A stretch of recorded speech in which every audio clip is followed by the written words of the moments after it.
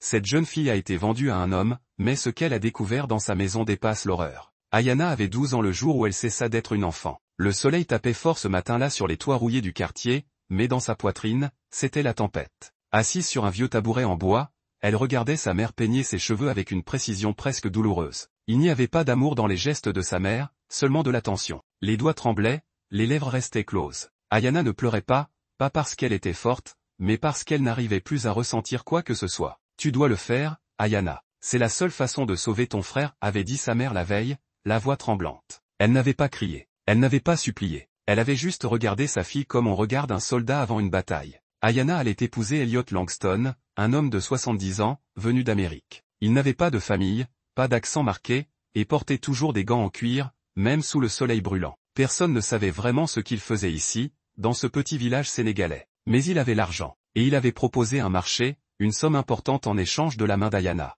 Ce mariage n'était pas un conte de fées. Il n'y avait ni robe blanche ni fleurs. Juste une simple cérémonie administrative dans la capitale, en présence d'un avocat. Pendant la signature, Ayana avait jeté un coup d'œil à Elliot. Il portait un costume impeccable, gris foncé. Son visage était calme, mais ses yeux, il y avait quelque chose dans ses yeux. De la tristesse? Du vide?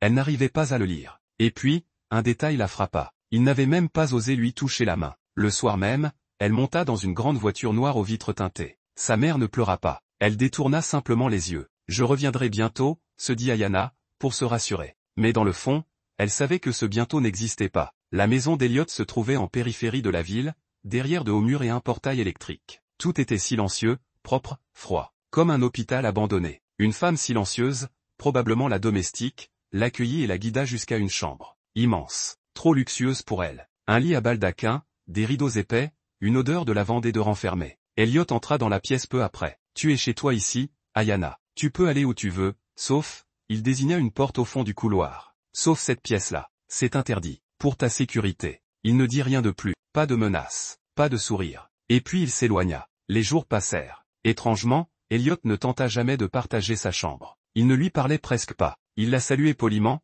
lui demandait si elle avait besoin de quelque chose, lui offrait des livres, de la nourriture, des jouets. Mais jamais un geste déplacé, jamais une parole étrange. Un jour, Ayana tomba malade. Ce fut Elliot, et non la domestique, qui vint s'asseoir à son chevet avec un bol de bouillon fumant. « Tu n'as rien à craindre ici, » murmura-t-il. « Tu es en sécurité. » Elle aurait voulu le croire. Mais une voix en elle lui murmurait, « Pourquoi aurait-il besoin de t'épouser pour te protéger ?»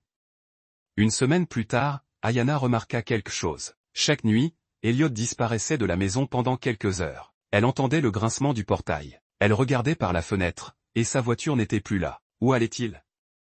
Que faisait-il? Une fois, elle osa le lui demander. Il haussa simplement les épaules. « Je travaille. » Mais il ne disait jamais en quoi consistait ce travail. Il n'y avait aucun ordinateur dans la maison, aucun dossier, aucun appel. Un après-midi, alors qu'elle se promenait seule dans le couloir, elle se retrouva face à la porte interdite. La clé y était encore, mal placée, comme si elle avait été tournée à la hâte. Son cœur battait fort. Elle jeta un œil autour d'elle. Pas un bruit. Et si elle ouvrait? Mais avant qu'elle n'ose poser la main sur la poignée, une voix surgit derrière elle. « Tu es curieuse, Ayana ?» Elle se retourna d'un bond. Elliot se tenait là, l'air calme mais grave. « Je t'ai dit que cette pièce est dangereuse. » Il la regarda longuement, puis ajouta, « Mais je suppose que tu découvriras la vérité tôt ou tard. » Il fit demi-tour sans rien ajouter. Ce soir-là, Ayana pleura. Pas à cause de la peur, pas à cause du passé, mais parce qu'elle se rendit compte qu'elle ne détestait pas Elliot. Et c'était peut-être ça, le plus terrifiant. La nuit tombait, et la maison d'Elliot se transformait en un endroit encore plus silencieux. Ayana avait passé la journée à observer, à réfléchir. Pourquoi Elliot disparaissait-il chaque soir à la même heure? Pourquoi cette porte était-elle interdite? Et surtout, pourquoi se comportait-il avec autant de douceur avec elle, alors que dans son rôle de mari, il aurait pu être bien plus exigeant, ou violent? Quelque chose clochait. Ce soir-là, Ayana prit une décision. Elle attendit que le portail grince, que les phares de la voiture s'éloignent. Puis elle sortit de son lit et marcha pieds nus dans le couloir sombre, jusqu'à la fameuse porte. La clé était de nouveau là, comme si Elliot voulait qu'elle l'ouvre, sans l'avouer. La main tremblante, elle tourna la clé dans la serrure. Un déclic. Elle inspira profondément et ouvrit. L'odeur fut la première chose à l'agresser, un mélange de moisi, de vieux cuir et de fer rouillé. La pièce était faiblement éclairée par une lampe suspendue au plafond. Il y avait une table au centre, couverte de papiers, de dossiers, de photos, des photos d'enfants, des filles, surtout, de différentes origines. Toutes semblaient entre 10 et 14 ans. Le cœur d'Ayana se serra. Mais ce n'est pas tout. Sur un mur, elle vit une immense carte du monde, avec des fils rouges reliant des villes, des pays, des noms. Au sol, une valise entr'ouverte contenait des billets, et plusieurs passeports d'enfants. Qu'est-ce que c'est que ça? Murmura-t-elle, en reculant d'un pas. Soudain, elle entendit un bruit derrière elle. Elle se retourna, affolée. Elliot. Il n'avait pas l'air en colère. Il n'avait pas l'air surpris, juste fatigué. Je savais que tu finirais par entrer ici, dit-il calmement. C'est quoi tout ça? Tu trafiques des enfants? Il secoua lentement la tête. Non, Ayana, je les sauve. Elle le regarda, abasourdie. Tu quoi? Elliot s'approcha lentement, puis lui montra un dossier. Une photo d'une jeune fille, la peau très claire, les yeux vides. Elle s'appelait Clara. Elle avait 10 ans quand je l'ai trouvée. Elle faisait partie d'un réseau qui vendait des enfants à des hommes puissants. J'étais l'un d'eux autrefois. Mais j'ai tout quitté. Depuis, je les récupère, je les cache, je les aide à changer d'identité. Et toi, Ayana, tu es ma couverture. Ayana recula d'un pas, complètement perdue. Pourquoi moi? Pourquoi m'épouser? Parce qu'en tant que mari d'une enfant, je peux entrer dans des milieux fermés, où on me fait confiance. Ton dossier a été repéré par un de mes contacts, jeune, vendu par ta propre famille, donc est facile à manipuler à leurs yeux. Tu étais parfaite, et je savais que je pourrais te protéger. Ayana avait les larmes aux yeux. C'était trop d'émotions, trop d'informations. Tu veux dire que tu n'as jamais voulu me faire de mal? Jamais, dit-il en s'agenouillant devant elle. Mais j'ai dû acheter ta liberté pour en sauver d'autres. À cet instant précis, un bruit sourd retentit dans la maison. Elliot se figea. Ils sont là plus tôt que prévu, murmura-t-il. Qui ça?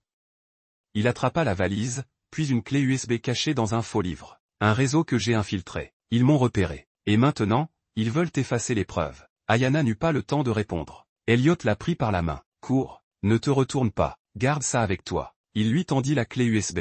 Si je n'en reviens pas, donne-la à un homme nommé Ismaël Diop, à Dakar. Il saura quoi faire. Ils se séparèrent dans le jardin. Elliot partit vers l'entrée, une arme à la main. Ayana courut dans la nuit, le cœur battant à exploser, des larmes plein les yeux, un sac de vérité brûlante dans la main. Ce n'était plus une histoire de mariage arrangé. C'était devenu une mission de survie. Et Ayana n'était plus une victime. Elle était le témoin d'un secret qui pouvait faire tomber un empire. Ayana courait sans savoir où aller, ses pieds nus martelant la terre sèche. Le vent giflait son visage, mais elle n'avait pas le temps d'avoir peur, pas le temps de pleurer. Dans sa main, la clé USB que lui avait confiée Elliot brûlait comme un secret trop lourd. Elle atteignit la route principale et se cacha derrière un buisson, haletante. Au loin, elle entendit des coups de feu. Son cœur s'arrêta. Elliot, elle voulut faire demi-tour, mais une voix dans sa tête lui répétait sans cesse, « Si je n'en reviens pas, donne-la à Ismaël Diop. » Elle se releva, le regard déterminé. Elliot lui avait sauvé la vie. Il avait mis sa vie en jeu pour sauver des enfants comme elle. Alors elle allait terminer ce qu'il avait commencé. Le lendemain,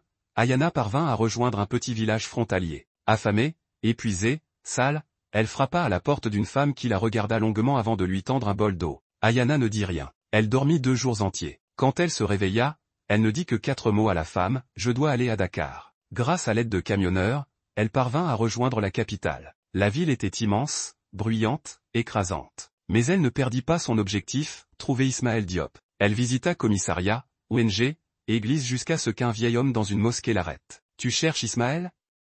Tu as quelque chose à lui remettre ?» Elle hésita, puis hocha la tête. « Viens. » Il la conduisit dans une ruelle discrète. Un bâtiment discret, sans enseigne. Un homme grand, barbu, l'attendait. Il portait une chemise froissée, les yeux cernés de fatigue. « Tu es Ayana ?» Elle acquiesça. Elle sortit la clé USB et la lui remit sans un mot. Il la prit, la regarda longtemps, puis soupira profondément. « Elliot, il est mort, n'est-ce pas ?»